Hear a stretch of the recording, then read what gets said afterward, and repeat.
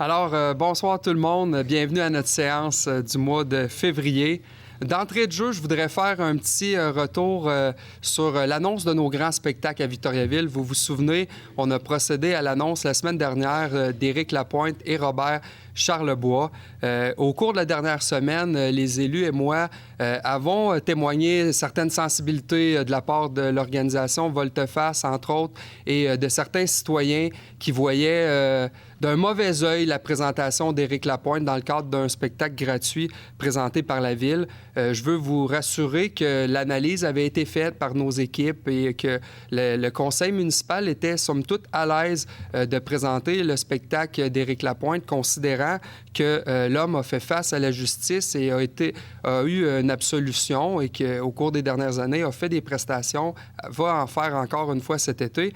Mais l'objectif derrière les grands spectacles de la Ville de Victoriaville, ce n'est pas de créer de la controverse, c'est d'offrir des soirées festives à la population. Donc, cet après-midi, on s'est rassemblés ensemble, puis on a décidé de demander au VictoFest de changer la soirée gratuite d'Éric Lapointe pour une autre soirée avec un autre artiste. C'est donc dire que l'un des soirées gratuites qui mettait en vedette Éric Lapointe ne sera pas gratuite, mais que le VictoFest a toujours l'intention de présenter l'artiste dans le cadre de sa programmation, chose avec laquelle nous sommes totalement à l'aise. Donc, au cours des prochaines semaines, on va revenir avec le deuxième artiste qui sera gratuit. Et encore une fois, je le mentionne, nous avions pris la décision cette année d'offrir les 2 soirées gratuites dans le cadre du VictoFest, un nouveau festival sur le territoire de Victoriaville. Donc, ce sera avec l'organisation qui sera regardée l'alternance à Éric Lapointe pour l'un des 2 spectacles gratuits. Sur un autre ordre d'idée, on est très fiers d'avoir eu des mois, en fait, une année record de construction en 2023 et ça se poursuit pour 2024. Plusieurs belles annonces à venir, notamment au niveau du logement abordable. Donc, suivez avec attention les prochaines annonces de la municipalité, de beaux projets qui s'en viennent, mais gardons en tête que l'enjeu du logement demeure un enjeu très important pour les citoyens au cours de l'année 2024, avec un taux d'inoccupation oscillant autour du 1 %. Il va sans dire qu'il faut absolument continuer de construire des unités d'habitation, puis le conseil municipal en fait un de ses enjeux prioritaires pour l'année 2024. Sur ce, nous serions prêts à adopter l'ordre du jour avec oui, il y a certains ajouts. Oui, 2 ajouts. Donc, il y a un appui à la MRC et une embauche. Caroline Pilon, Yannick Poisson. Procès-verbal des séances tenues les 15 et 29 janvier 2024. Est-ce que tout le monde en a pris connaissance? C'était beau. Chantal Moreau, Yannick Fréchette. Dépôt du bilan 2020-2023 du plan d'action du comité patrimoine. Donc, il n'y a pas c'est un dépôt. Ça va? Proposeur ou non? Non. Non. Dépôt de certificat d'enregistrement de la greffière dressé à l'égard du règlement 1551-2023. Donc, suite à la tenue des journées d'enregistrement des personnes habiles à voter pour le règlement 1551-2023, décrétant une dépense et un emprunt de 4 675 900 $ en vue de financer des dépenses dans le cadre de l'exécution des travaux de réfection de trottoirs et de pavage sur diverses rues de la municipalité, incluant la construction de nouveaux trottoirs, de bandes cyclables, de pistes cyclables et d'infrastructures de drainage. Le règlement est réputé approuvé par les personnes habiles à voter. James Casey, Marc Morin. Ce sera les journées de la persévérance scolaire 2024 qui auront lieu du 12 au 16 février prochain. Donc, ça nous fait un immense plaisir, tout le conseil et moi, arborant nos beaux rubans verts et blancs, de souligner cette semaine toute particulière qui reconnaît que l'éducation est un pilier fondamental du développement individuel et collectif de la société, que la persévérance scolaire est un enjeu majeur pour garantir l'égalité des chances et favoriser la réussite éducative, que la sensibilisation à la persévérance scolaire contribue à renforcer la responsabilité collective envers l'éducation et à encourager l'engagement citoyen, que tous les acteurs de la communauté peuvent agir sur la persévérance scolaire afin de favoriser la réussite éducative au centre du Québec.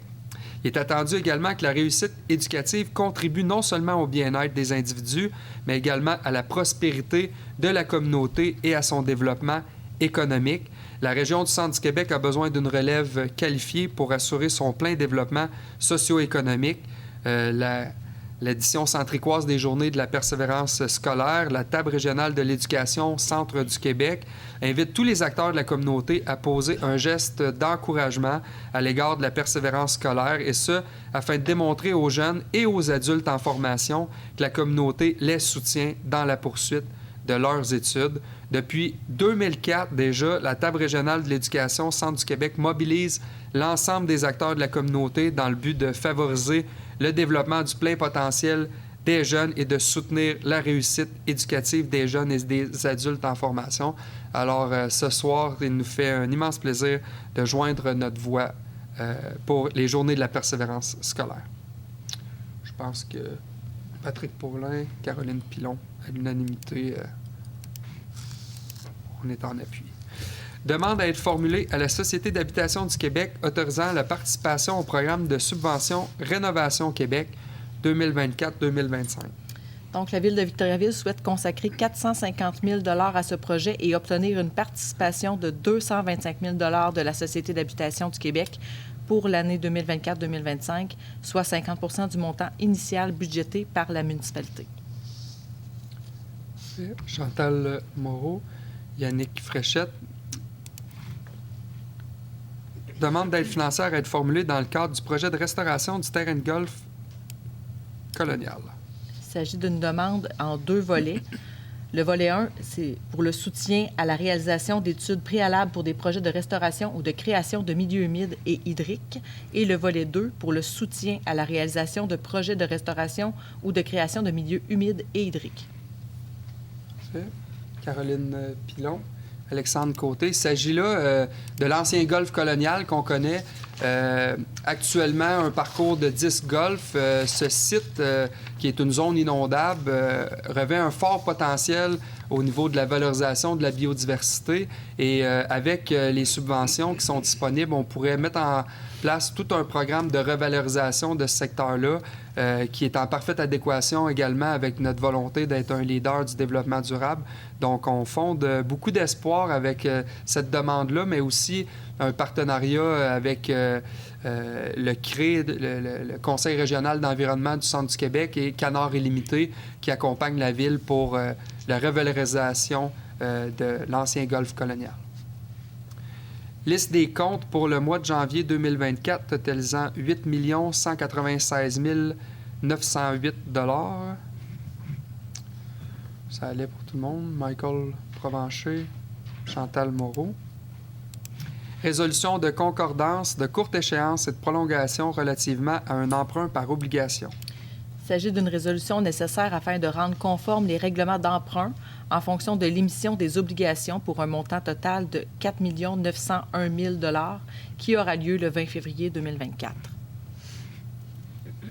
Caroline Pinon, Yannick Poisson. Dépenses à financer à même le fonds de roulement.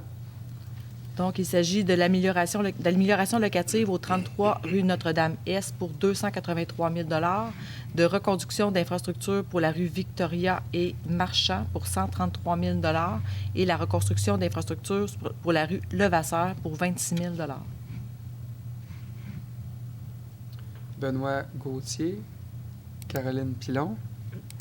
Autorisation d'effectuer, d'affecter ou de libérer des dépenses à être financées par les activités de fonctionnement, l'excédent de fonctionnement, les revenus de transfert et les emprunts de la municipalité.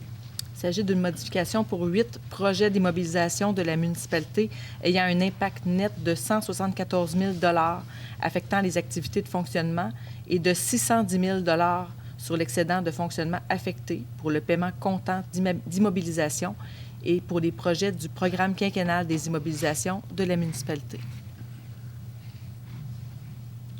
Alexandre Côté, Benoît Gauthier. Autorisation de dépenser dans le règlement d'emprunt 1282-2019. Il s'agit de dépenses pour la mise à niveau des 5 puits Arthabasca pour 150 000 et l'ajout d'un UV au puits Arthabasca pour 500 000 Chantal Moreau, James Casey. Autorisation de dépenser dans le règlement d'emprunt 1326-2020. Il s'agit de l'achat de l'autopompe pour la sécurité incendie pour 1 465 000 et de l'éclairage des terrains sportifs pour 143 000. Benoît Gauthier, Alexandre Côté. Autorisation de dépenser dans le règlement d'emprunt 1383-2020 et à même le fonds de parc et terrain de jeu. Il s'agit de dépenses pour le surdimensionnement et les cotes-parts pour 52 000 et pour le parc Caroline pour la mise à niveau de 102 000 Michael Provencher, James Casey. Autorisation de dépenser dans le règlement 1433-2021. Il s'agit de dépenses pour la rue Saint-Dominique pour 1 125 000 et le réaménagement des intersections rue du Père Lebel, Grégoire et Campagna pour 751 000 Marc Morin, Yannick Fréchette. Autorisation de dépenser dans le règlement 1484-2022. Il s'agit de dépenses pour les équipements pour la surveillance des lieux publics par caméra pour 20 000 Benoît Gauthier, Caroline Pilon. Autorisation de dépenser dans le règlement d'emprunt 1486-2022. Il s'agit du groupe électrogène pour la station Godin pour 440 000 la mise à niveau des pompes d'eau brute à l'usine de filtration pour 200 000 compresseur à air pour l'usine de filtration pour 80 000 remplacement des 5 débitmètres du puits Arthabasca pour 50 000 mise à niveau du système de floculation à l'usine de filtration pour 330 000 les vannes de contournement réserve 1 vers réserve 3 pour l'usine de filtration pour 200 000 mise à niveau de la console des opérateurs pour l'usine de filtration pour 40 000 et la mise à niveau de la structure des réserves 1 et 2 pour l'usine de filtration pour 1 75 000 Patrick Paulin, Yannick Poisson. Autorisation de dépenser dans le règlement d'emprunt 1487-2022. C'est pour le groupe électrogène station de pompage La Flamme pour 440 000 Michael Provencher, James Casey. Autorisation de dépenser dans le règlement d'emprunt 1540-2023. C'est pour les équipements nautiques pour la sécurité incendie pour 51 000 la mini-pelle pour les travaux publics pour 179 000 et le remplacement des pompes de transfert pour l'usine d'épuration pour 26 000 Yannick Fréchette, Chantal Moreau. Autorisation de dépenser dans le règlement d'emprunt 1541-2023. Pour l'électrification des véhicules municipaux pour 1 040 000 Chantal Moreau, Marc Morin. Bon, là, c'est assez, là, les autorisations de dépenser. On passe à une autre section. Subvention. Autorisation de verser une avance à la Corporation récréative de Victoriaville. Donc, il s'agit d'autoriser le versement d'avance à la CRV à la hauteur du budget prévu en 2024 jusqu'à la signature de l'entente à intervenir entre la Ville et la CRV pour l'année 2024. Yannick Poisson, Caroline Pilon. Demande d'aide financière formulée par l'organisme Équipe d'intervention d'urgence de la MRC d'Arthabasca. Il s'agit de verser une aide financière pour 55 730,15 payable immédiatement et en un seul versement afin de permettre le fonctionnement de cet organisme. Ce montant est déterminé en fonction de la population selon la Gazette officielle du Québec, soit 48 461 habitants au coût de 1,15 par habitant. Yannick Fréchette, Chantal Moreau. D'ailleurs, j'en profite pour remercier tous nos membres du SIUC qui sont des gens exceptionnels qui nous donnent un très bon coup de main avec nos unités d'urgence lorsqu'il y a des incendies, lorsqu'il y a aussi des événements pour assurer la sécurité, le transport sécuritaire aussi des participants. Donc, merci beaucoup à cette organisation-là qui regroupe plusieurs bénévoles qui sont indispensables aux opérations de la municipalité.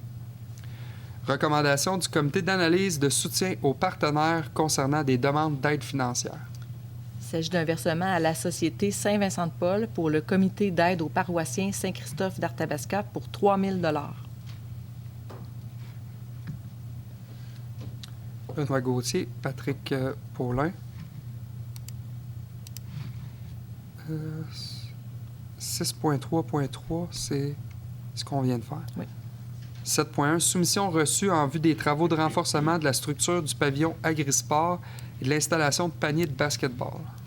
Donc, nous avons reçu 2 soumissions, soit soudure DG-Tech pour 451 017 et construction Bernard Bélanger et Fils pour 407 500 La plus basse soumission étant conforme, il y a lieu d'octroyer le contrat à construction Bernard Bélanger et Fils au prix unitaire soumis pour un total de 407 500 taxes non incluses.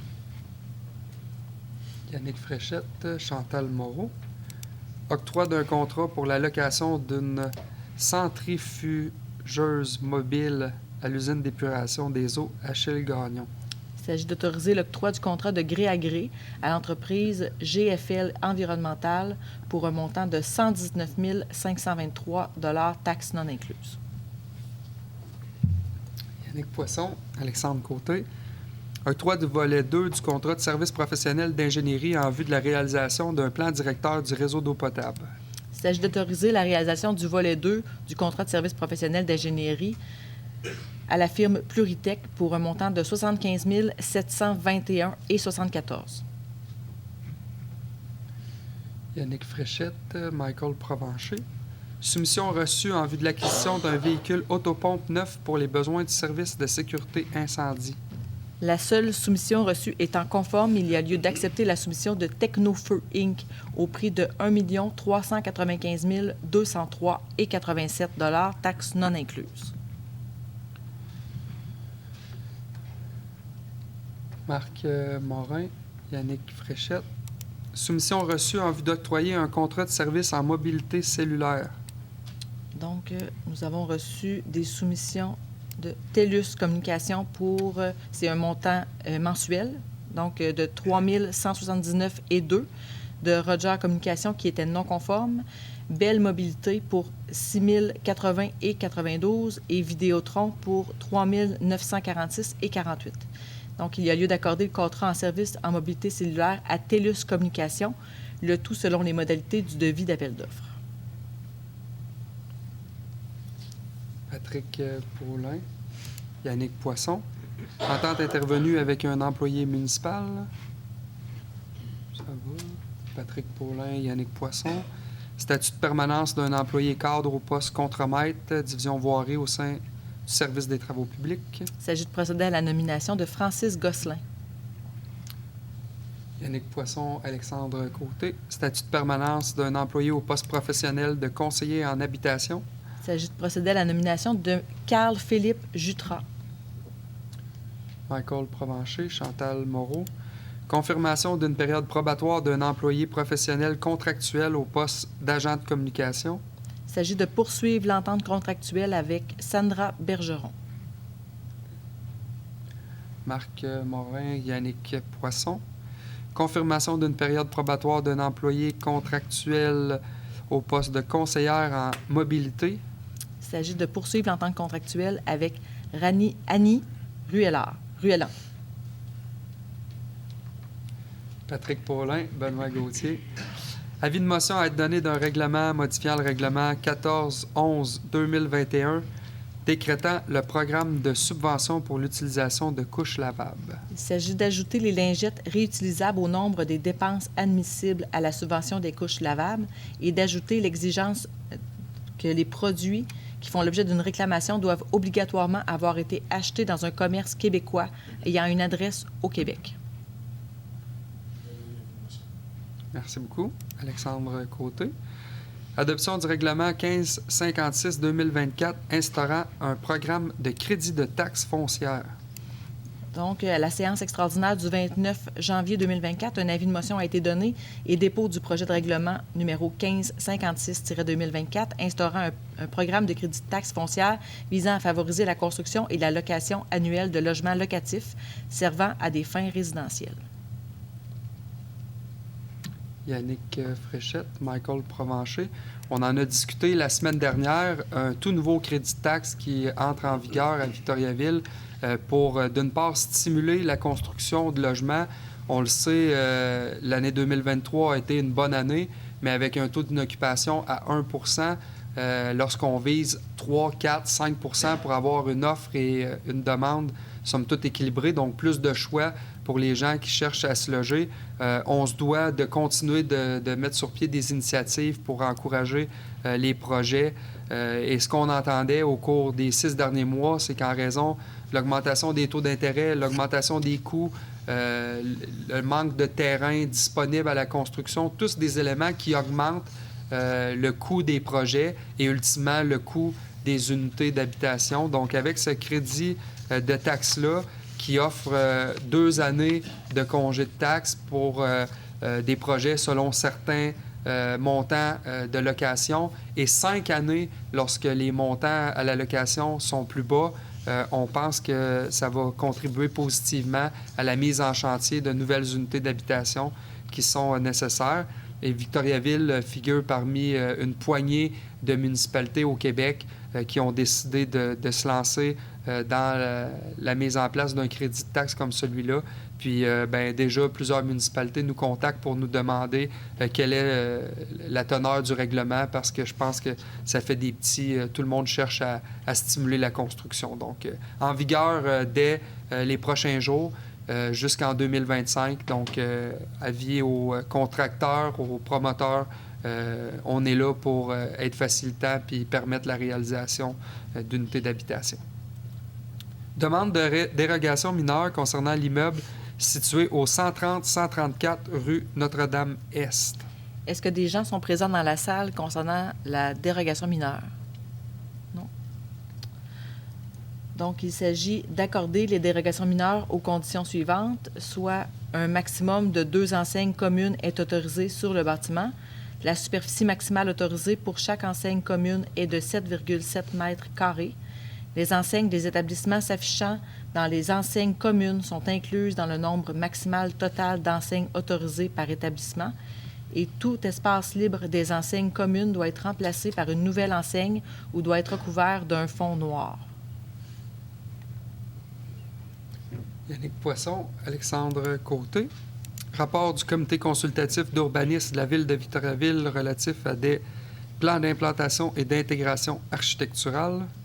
Donc, nous avons reçu des demandes d'entreprise IMO-CP pour le 281-293 rue Notre-Dame-Est, pour de 9223-2057 Québec Inc., pour le 32 à 60 boulevard des Bois-Francs-Sud, de Kevin Caron pour le 129 à 131 rue Victoria, de Pascal Côté pour le 174 rue Victoria, de 90 06 50 46 Québec Inc. pour le 64 à 94 rue Saint-Dominique, du manoir Victoria pour le 19 rue Notre-Dame-Ouest, de Gestion Pella pour le 66 à 72 rue Notre-Dame-Ouest et Centre de services scolaires des Bois-Francs pour le 20 rue de l'Ermitage. Caroline Pilon. Alexandre Côté. Adoption d'une résolution concernant le règlement 1268-2019 relatif au projet particulier de construction, de modification ou d'occupation d'un immeuble. Il s'agit d'un projet d'habitation multifamiliale dont les marges latérales d'implantation et la localisation de l'aire de stationnement sont dérogatoires. L'Assemblée publique de consultation ayant eu lieu le lundi 8 janvier 2024 et aucune demande d'approbation référendaire n'ayant été reçue, la résolution est réputée approuvée par les personnes habiles à voter. James Casey, Michael Provencher. Recommandation du Comité des transports visant à modifier les conditions de stationnement sur une partie de la rue Notre-Dame-Ouest. Il s'agit d'interdire le stationnement sur une partie de la rue Notre-Dame-Ouest en tout temps, côté impair, à partir de la rue de l'Académie vers la rue Auger, sur une distance d'environ 20 mètres. Yannick Poisson, Alexandre Côté. Avis de modification et de résiliation de conditions du bail avec la Caisse des Jardins des Bois-Francs. Il s'agit d'approuver et d'entériner la signature de M. Yves Arcan, directeur général, pour et au nom de la Ville de Victoriaville. Patrick Paulin. Benoît Gauthier. Entente de partenariat à intervenir concernant l'obtention des services de cadets pour la saison estivale 2024. Il s'agit d'approuver l'entente de partenariat à intervenir entre la Ville de Victoriaville et la Sûreté du Québec. Yannick Fréchette, Chantal Moreau. Modification aux règles de régie interne du comité patrimoine. Donc, il s'agit de modifications pour le nombre de membres provenant des propriétaires d'une habitation patrimoniale, soit de 1 ou de 2. Le nombre de membres représentant les organismes en patrimoine, soit de 4 ou de 5. Et le nombre de membres représentant les citoyens ou les personnes ressources, soit de 2.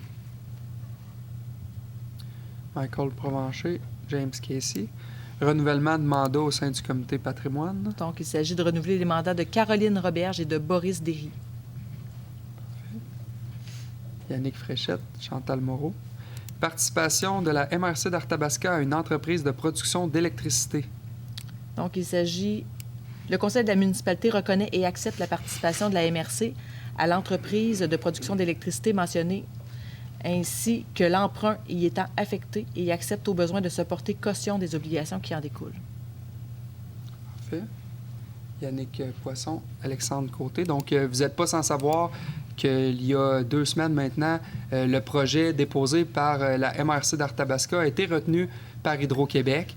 Donc, s'en suivent maintenant différentes étapes pour la mise en marche de ce projet. Et ce soir, c'est une des étapes qui vient demander à chacune des municipalités de la MRC d'Arthabasca, dont la municipalité de Victoriaville, de cautionner la démarche de la MRC d'Arthabasca, chose que nous acceptons de faire avec enthousiasme, considérant les retombées socio-économiques considérables sur notre ville, notre région, tout en contribuant à notre façon à la production d'énergie renouvelable pour le Québec. Donc, une résolution qu'il nous fait plaisir d'appuyer. Embauche d'une personne au poste cadre conseiller stratégique en relations de travail. Donc, il s'agit de procéder à l'embauche de Pierre-Yves Côté. Patrick Paulin, Yannick Poisson. Intervention des membres du conseil. Patrick. Oui, Monsieur le maire. Alors, je vais vous parler non pas de la canne à sucre, ni de la canne de sirop d'érable, même si on s'approche de cette saison. Je vais vous parler d'une canne qui est célébrée depuis 1947 au Canada. C'est la canne blanche. La canne blanche qui est un symbole pour les personnes qui sont malvoyantes ou carrément aveugles. C'est un outil de mobilité pour ces personnes-là, autant qu'un outil de sensibilisation et d'identification. Alors, du 5 au 11 février se déroule cette fameuse semaine de la canne blanche. Canne blanche qui a été inventée, ça vous le savez, Monsieur le maire, en 1921 à Bristol, en Angleterre, par un monsieur photographe qui s'était fait renverser par une voiture et pour pouvoir circuler plus facilement dans sa ville, a inventé cette fameuse canne blanche qui l'identifiait auprès des automobilistes. Cette semaine, je fais des plaisanteries, mais cette semaine est particulièrement importante, vous le comprenez, parce que c'est une semaine où on peut aller à la rencontre des citoyens et des citoyennes pour les sensibiliser à la différence, aux personnes qui sont malvoyantes ou aveugles. Mais c'est aussi une semaine où on va célébrer la résilience et l'adaptation et l'autonomie de ces personnes qui, je vous le rappelle, ont un sens de moins que nous, la vue. Alors, du 5 au 11, si vous voyez une canne blanche quelque part, soyez attentifs et n'hésitez pas à poser des questions à ces gens-là. Vous allez voir, ils peuvent vous en apprendre sur la vie autonome. Merci, Patrick. Est-ce qu'il y avait d'autres interventions? Ça va? On serait rendu à la période de questions? Oui, on a 3 questions, Monsieur le maire, en ligne. La première concernait le sujet du spectacle entourant Éric Lapointe. Donc, je pense qu'on peut passer à la deuxième question. Cette fois-ci de M. Yannick Lampron.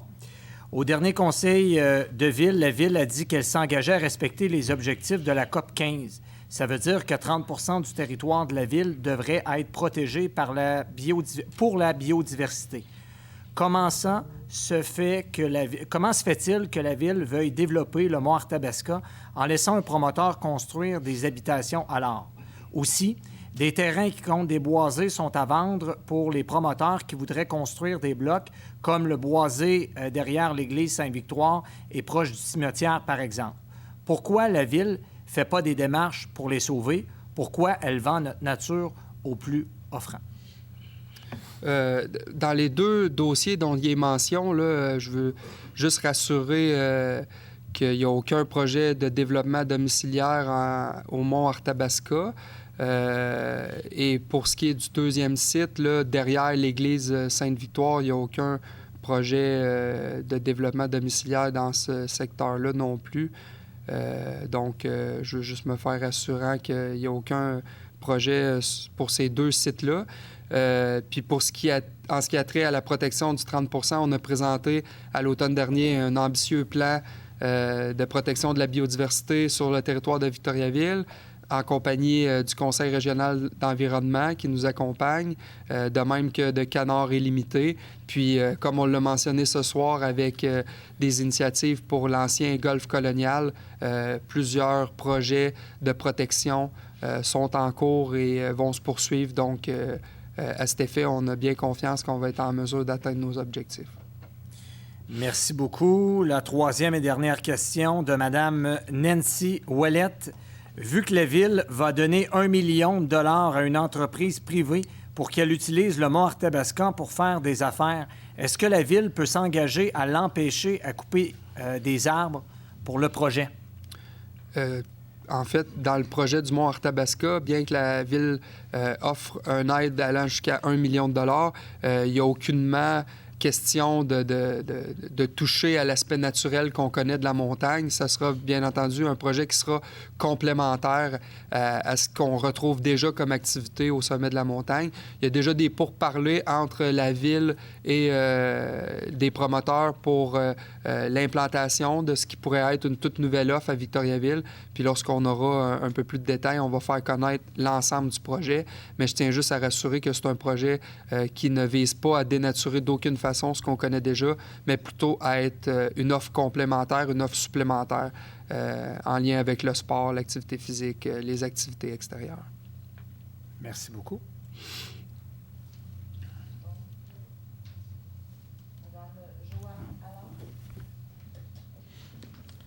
Bonsoir tout le monde. Je ne sais pas si je suis assez proche. Vous m'entendez bien? Oui, oui. Bon, bien, j'ai manqué ma shot. Je voulais venir vous souhaiter bonne année la dernière fois. J'étais arrivée à 6h30. Fait que je pensais que c'était à 6h30. Fait que je vous fais une suggestion. Dans le calendrier de la Ville, vous pouvez marquer conseil municipal 18h. Ça m'aiderait beaucoup. Donc, puis j'ai une autre suggestion à vous faire. On a beaucoup de gros véhicules maintenant. Hein? Les gens ont des camions de plus en plus longs, les VUS. Quand tu as une auto normale, puis tu veux reculer, puis tu es entre 2 camions qui ont à peu près 4 pieds de plus que toi, là. Simonac, lève-toi de bonheur. Puis là, tu recules, mais tu vois rien. Fait que dans le stationnement, je pense que ça pourrait être comme, tu sais, quand on arrive à la halte routière près de Québec, là, bien, les véhicules vraiment longs, bien, ils ont une place pour eux autres. Puis, tu sais, faire une petite sélection quelque part, parce que c'est vraiment... La plupart du temps, quand on a des accidents avec nos véhicules, c'est d'un stationnement. Fait que c'est une petite suggestion en passant. L'autre question que je m'en venais vous parler, c'est les fameuses éoliennes.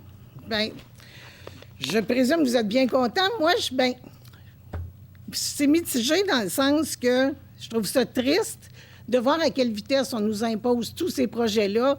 C'est pas juste la Ville ici, là, c'est une histoire de 4000 éoliennes à travers le Québec. Je trouve ça écœurant. C'est un petit minimum. Donc, moi, j'ai une question, parce que les vraies affaires, vous nous dites, on va avoir bien des retombées économiques, mais il y a eu beaucoup de changements. On est passé, au départ, on voulait faire de 33 à 67 éoliennes. Là, on devrait en avoir entre 37 et 44. Donc, combien est-ce que, finalement, la MRC va devoir investir là-dedans? Ça, c'est une question qui me préoccupe. Donc, il doit y avoir des chiffres quelque part par rapport à ça. Après ça, les distances séparatrices. OK? Quand les éoliennes vont être là, les distances séparatrices, dans le document que j'avais, c'était 700 mètres. C'est pas gros là, pour la grosseur des éoliennes. Je voulais savoir si ça existait encore. C'était aussi... quand vous avez fait le règlement pour le 100 millions de dollars avec la MRC, OK? Victo, là, dans ça, là, quand il y a 100 millions d'investis, mettons là, que ça fait faillite, ce 100 millions-là, c'est quoi la part de Victo dans le 100 millions? C'est quoi notre part par rapport à la MRC? C'est-tu 50 c'est-tu plus que 50 c'est 48 Ça, je trouve ça important aussi. Mais quand vous avez fait ce règlement d'emprunt-là, j'ai appris que pour un règlement d'emprunt, les citoyens ont droit à un référendum. Ils peuvent le demander. Mais les citoyens ne savent pas qu'ils ont droit à un référendum. Moi, je l'ai appris dernièrement qu'on a droit à ça. Pour un règlement d'emprunt. Bien, je me dis, on veut travailler en toute transparence. On veut être respecté par nos élus. Vous voulez être respecté par vos citoyens. Bien, il me semble que quand il y a des opportunités de ce genre-là, c'est le temps, justement, de faire de la pédagogie puis d'expliquer aux gens comment ça fonctionne une municipalité puis c'est quoi nos droits, finalement. Parce que souvent, on ne connaît pas nos droits. Puis, les documents là, des villes, c'est pas tout le monde qui a accès à ça. Puis, même si on y a accès, on peut lire plusieurs fois la même phrase avant de comprendre. OK? Donc, moi, je trouvais ça triste parce que je me disais, ça fait partie de votre mandat d'informer les citoyens. Puis là-dessus, je trouvais que ça faisait un petit peu pitié. Puis en même temps, puis pour les éoliennes, là, dans le fond, on va avoir un partenariat à quel pourcentage avec Boralex, finalement? Parce que ça aussi, moi, ça m'intéresse. Fait que c'est des questions que j'ai à vous poser. Parfait. Bon, je vais essayer de revenir à la première. Bon, pour ce qui est du projet, en effet, au départ, c'était avec un plus grand nombre d'éoliennes. On termine entre 37 et 44, ce qui représente un projet d'environ 700 millions de dollars pour le partenariat public-privé dont vous mentionnez. À quel pourcentage? 50 la MRC, 50 l'entreprise Boralex. Donc, on est à part égale dans le partage des dépenses et des revenus qui s'en suivent. Aujourd'hui, avec le projet oscillant entre 37 et 44 éoliennes, on parle de revenus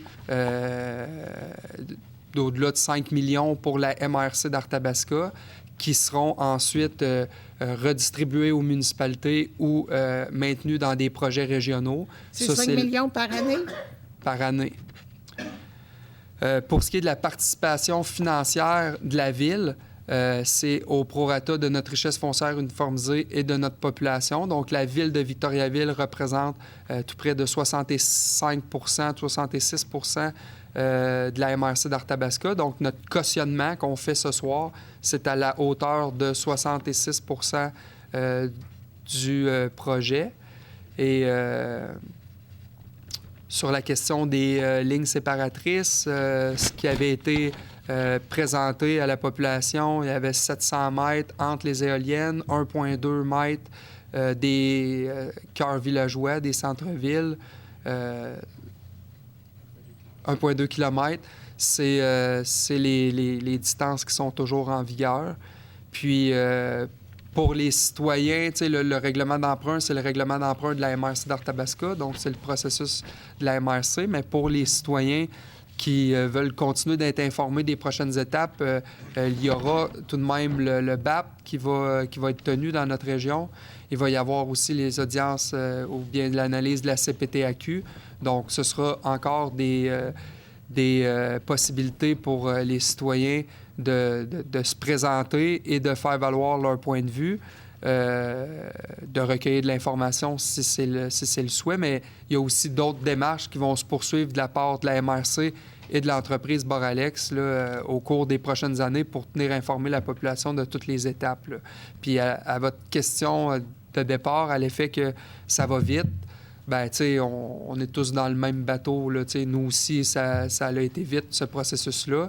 En même temps, les besoins énergétiques du Québec sont en croissance de façon rapide, puis on n'a pas besoin d'aller bien loin. Là, juste à Bécancour, avec tout ce qui se développe dans la filière batterie, les entreprises qui s'y installent ont des besoins énergétiques importants.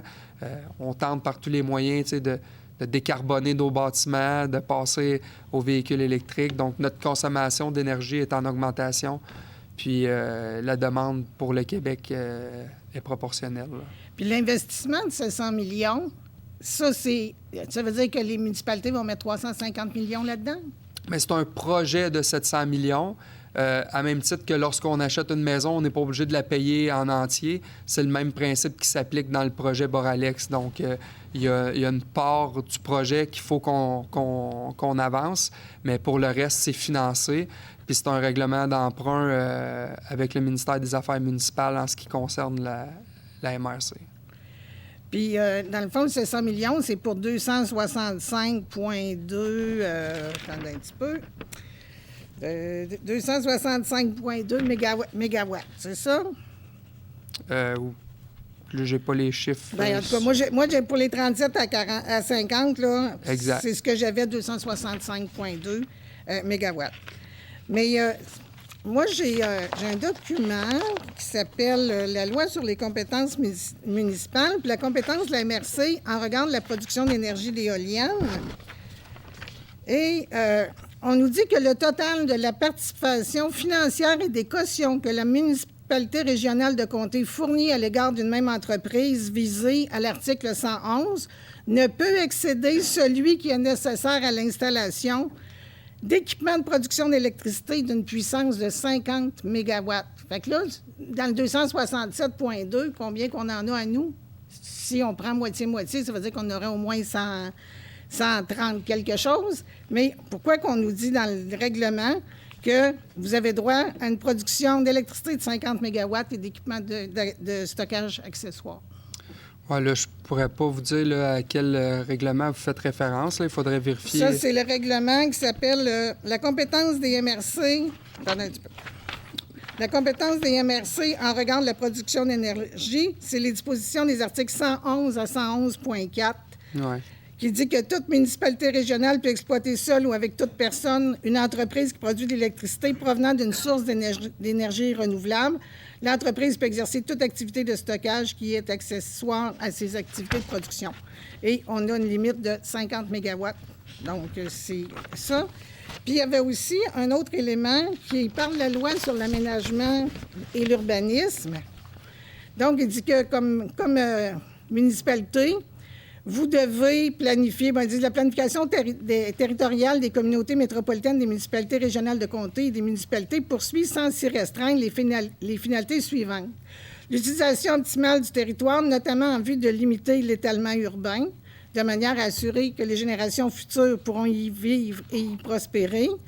La création de milieux de vie complets, de qualité conviviaux et propices à l'adoption de saines habitudes de vie.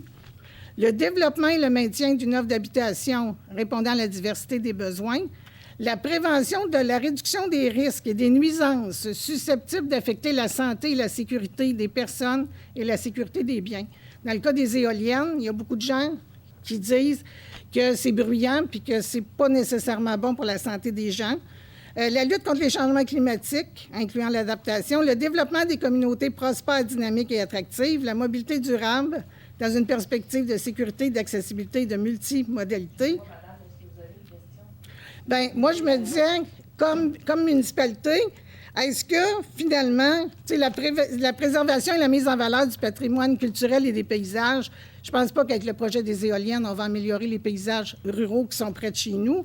Et je me demande comment la Ville va faire pour respecter ces éléments-là dans le projet des éoliennes, parce que pour moi, il y a une grande partie qui va affecter énormément de gens pour leur santé et leur sécurité, mais également pour la valeur du paysage et du patrimoine. Donc, c'était ma question. Comment allez-vous faire ça? Bien, en fait, tu sais, nous, on est confiants que la mise en place du projet ne vient pas contraindre certains des éléments auxquels vous faites mention. Tu sais, on aménage de façon réfléchie le territoire de Victoriaville en protégeant les espaces agricoles, en densifiant autant que possible le périmètre urbain, en protégeant notre patrimoine de diverses façons. Mais aujourd'hui, il y a une réalité qui est nouvelle, c'est le besoin énergétique du Québec.